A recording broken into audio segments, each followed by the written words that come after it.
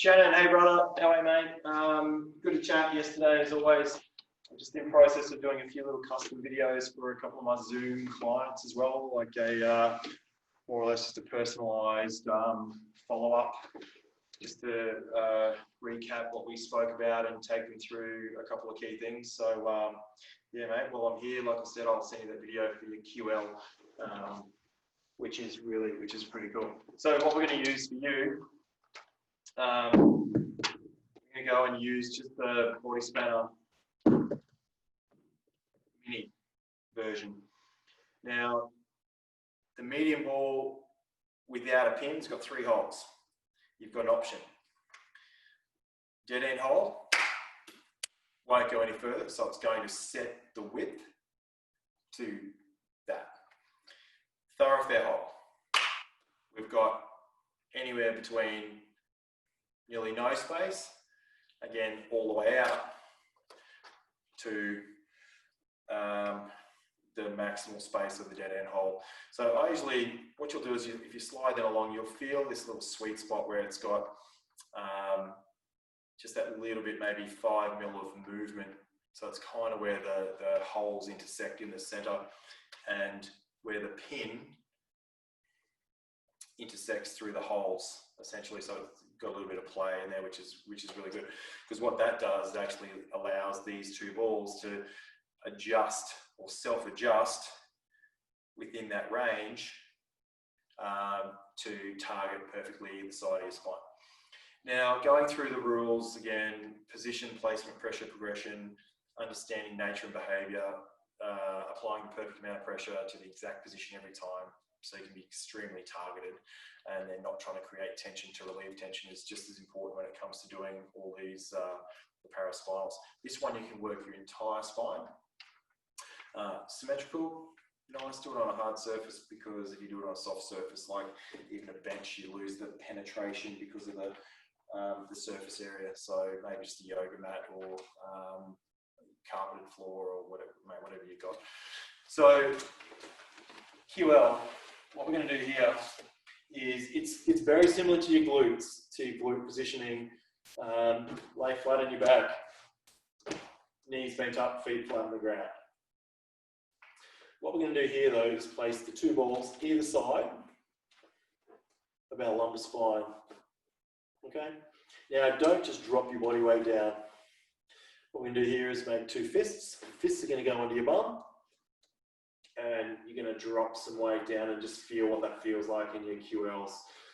You probably won't feel a lot of pressure, but I'm looking for you to feel equal pressure left side, right side. So you're probably going to go, yeah, I can feel them, but there's not a lot there. Sweet. So what we do from here, 2 fists become 2 palms. Palms down. Usually when I do stuff with peeps, I really try and focus on palms up because of that anatomical scat kind of position. But in this position, it's significantly easier just to go palms down. Now, I often make a triangle, a diamond shape more so, with my index finger and thumb underneath.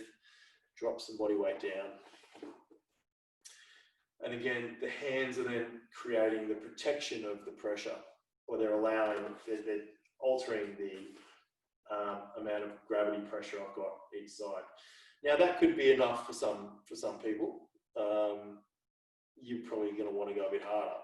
So from here, if that feels okay, you can then take one hand out, and that's going to create a little bit of an angulation. All right, so it's going to drop pressure to my left-hand side. All right, if you take both hands out, that's going to create equal pressure both sides. Either or, I don't mind what you want to do. So again, you've got this little heel to bum oscillation. So this is going to be little millimeter rock. But if I wanted to target my left-hand side, if you remember the glute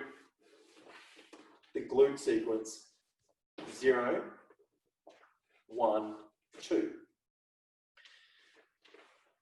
The QL sequence is opposite. Okay, so here we're 0. Position 1 is I drop my leg out to the left. That's going to bias my left-hand side. when we look at applying perfect pressure, if I open my right knee away, it'll deload the left. If I bring my right knee across, it'll load my left side up. I'll often put my top foot on my bottom foot because it creates that closed chain connectivity. And then both feet can work together and I can create this little longitudinal oscillation. And then slowly just work around.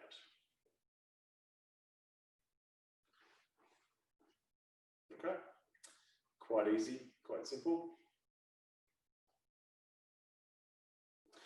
Now, if I wanted to intensify that a little, I go into my position 2, which is similar to the glute 1, and then drop that body weight across.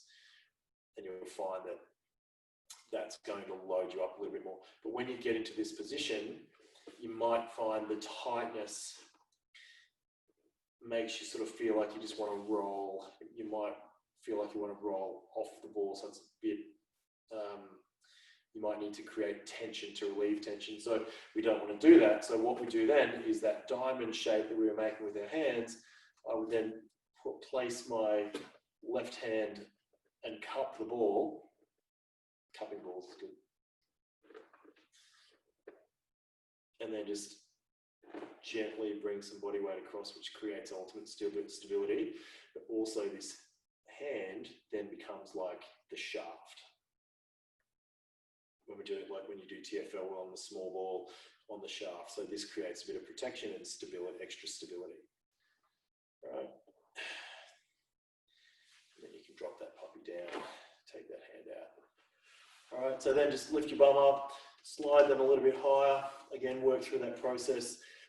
As you go higher, you can, again, just use your fist palm scenario, or you just, if this would be my hands underneath. And then just trying to protect until I know exactly what I'm going to feel like, so I can intelligently assess what my body's going, how my body's going to react. Now, when I get up to a bit higher, rather than using a heel bum for that little oscillation, I can actually use my arms. Again, they're removed from the area I'm treating, so just this little push-pull creates my oscillation. And then drop some body weight out. Yeah, I'm on the right-hand side. My right hand is blocking me from going deep with intensity. I take that out, let it sink, bring my left leg across. Yeah, buddy. And just keep working left side. Oh, yeah, baby. Right side. And again, you can work that all the way up your thoracic spine and whatnot. Okay. Once you start to get really a lot higher into your thoracic spine, what you'll notice here is if I just let my body arch over, I'll get a bit of an anterior tilt through my pelvis. Now, I don't mind that happening. However, there's a couple of different ways you can do this. You can just rest and get that anterior tilt, but so long as you've got that anterior tilt and you're conscious about that, so you're increasing that lumbar lordosis. But the object of what we're doing here is, yeah, you're allowed to be disconnected lower down because we're just applying pure fulcrum force where the median balls are in the thoracic spine. Right? However, this is where you come. You can also do that arms cross, crucifix, the snatch position, or you streamline. But again, as your arms go up, you get a bit more of that anterior tilt. What I want to do here now is I want to apply more pressure in my thoracic spine, the lower thoracic spine. So I'm actually going to try and reduce my anterior tilt and work that back into a bit more neutral, which will then actually increase the intensity in my thoracic spine. So I'm starting to strengthen, I'm reconnecting my ribs to my hips, neutralizing my pelvic position. So I'm creating my pelvic anchor strength while forcing more penetrative thoracic extension. And then breathe. Okay. You can also, from that position here, we think about points of contact. So I've got the base of my skull, the back of my skull on the bed. I've got my 2 shoulder blade positions on the bench, and then I've got my 2 mini balls on my thoracic spine. So it gives me 5 points of reference. What I'm going to do here now is maintain equal pressure through the 2 balls, my thoracic, my scapula, and the head of the base of my skull. And now I'm going to create some lumbar rotation. So I'm starting to get some lumbar rotation around the axis of where the balls are extending. So it's like reverse origin insertion, sort of mobility stuff.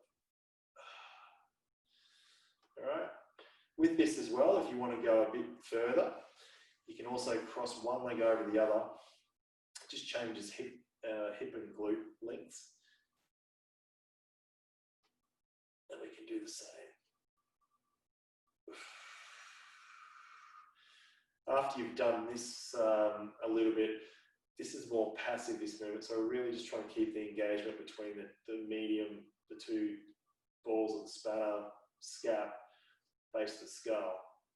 But if we want to start getting into some strengthening stuff from here, once we get to our limit of rotation, before we start to lift up off that right side ball, because I'm rotating left, I breathe in, and as I breathe out, I try and get that oblique contraction to actually pull me back to square. Breathe out. Breathe in, breathe out. Actually then try to isolate and activate those obliques to drag the bottom half back. So we start to increase our strength protocol whilst we're doing some thoracic extension. And then every few minutes, we work our way further up, target a different area of extension, creates a longer lever, needs more demand, and just work through those protocols ever so slightly, ever so specifically, I should say. Right, whatever you want to do. So you can have right leg crossed, moving left and right, or you can have left leg crossed. Again, it just changes up length and tension. And it's all about just trying to get you to start to understand your thoracic and shoulder anchor points, and then disassociating and reassociating, and then starting to get different muscle activity and whatnot. But you're doing that consciously, not just like, yeah, I'm just going to rock my knee side to side. I'm not, you know, it's a real, let's think about what we're doing and let's actually get that activation to start to get those diagonal connections. Don't let the ribs disassociate from the hips as they do when we just do a simple thoracic extension. And becoming more mindful of all those different movements. So all that sort of stuff, mate, you'll pick that up real quick. So have a play on that, and yeah, we'll touch base in another day or two. All right, cheers, brother. Take care, mate. Good on you.